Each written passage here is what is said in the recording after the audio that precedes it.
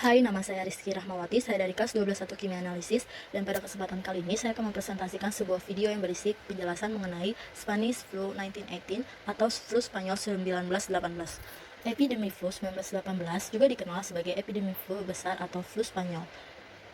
Dipertimbangkan pandemi global terburuk dalam sejarah karena memusatkan kematian yang tinggi dalam waktu yang singkat. Diperkirakan bahwa tingkat kematian pandemi adalah antara 10% dan 20%, dan itu menewaskan antara 50 dan 100 juta orang di seluruh dunia. Di Spanyol, jumlah kematiannya diperkirakan sekitar 300.000. Korbannya adalah orang muda dan dewasa, yang sehat berusia 20-an dan 40-an, serta hewan seperti anjing dan kucing. Dalam perang itu, di bawah sensor militer, jadi mereka menyembunyikan pandemi, namun Spanyol bersikap netral. Dilaporkan dalam pers pada kasus-kasus baru menggunakan nama-nama seperti demam dari 3 hari. Spanyol adalah satu-satunya negara yang terkena dampak. Inilah sebabnya mengapa penyakit ini dikenal di seluruh dunia sebagai flu Spanyol.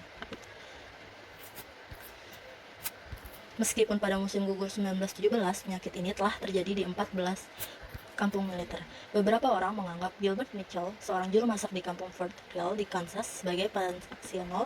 Mitchell memasuki pagi hari tanggal 4 Maret 1918 dengan demam dan sakit kepala, lalu dibawa ke rumah sakit, dan beberapa jam kemudian ada lebih dari 100 kasus dalam perawatan, jadi mereka harus mengatasinya.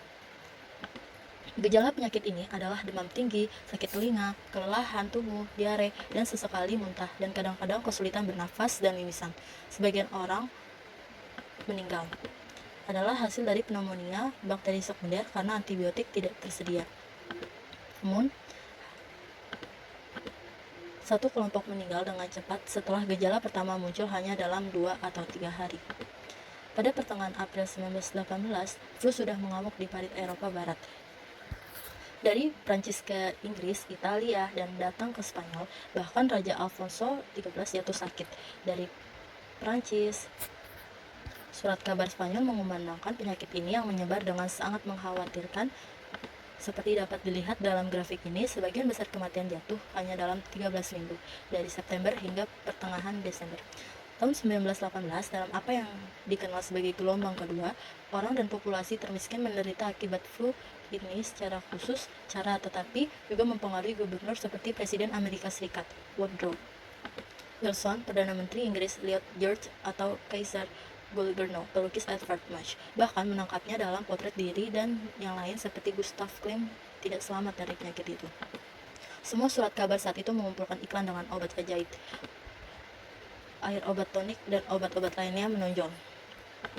Dokter pada saat itu merekomendasikan aspirin dalam dosis yang sekarang dianggap kontraproduktif, lalu kina, dan disiapkan dengan arsenik, minyak kapur barus, atau minyak jarak. Beberapa bahkan mendorong orang untuk merokok, berpikir bahwa menghirup asap membunuh kuman. Beberapa publikasi medis waktu itu tersedia di perpustakaan digital Hispanik, berusaha untuk menanggapi penyebab epidemi dan melaporkan perkembangannya. Kemudian seorang ilmuwan Italia, Profesor Saccone, mengklaim telah mengisolasi kuman penyakit, tetapi waktu membuktikan itu tidak benar. Ketegangan virus menyebabkan Spanyol flu AH1N1 tidak ditemukan sampai 1943, dan urutan genetiknya tidak ditentukan hingga 2005. Setiap hari surat kabar Spanyol menangkap pentingnya pendidikan Hitler dan bagaimana cara tugas ini dilakukan di Jerman dari sekolah-sekolah dan mimbar. Mereka juga memperingatkan bahwa pasien yang tidak mengalami gejala apapun yang disebut pemulihan dapat menjadi fokus penyebaran epidemi, sehingga mereka merekomendasikan untuk mempertahankannya 1 atau 2 minggu lebih dalam isolasi. Penggunaan topeng kain menjadi wajib bagi semua yang melakukan pekerjaan pelayanan publik. Langkah ini adalah rekomendasi kesehatan yang dibuat untuk seluruh populasi agar mencegah penyebaran penyakit ini dengan mudah. Semakin banyak kontak antara orang, semakin besar kemungkinan mereka akan mereproduksi virus. Pemerintah mulai mengambil langkah-langkah pencegahan untuk mencoba menghentikan krisis ini. Teater, sirkus, bengkel, pabrik, dan tempat-tempat umum didesinfeksi, dan beberapa acara ditangguhkan. Dilarang mengimpor barang dari Maroko. Orang asing memasuki populasi.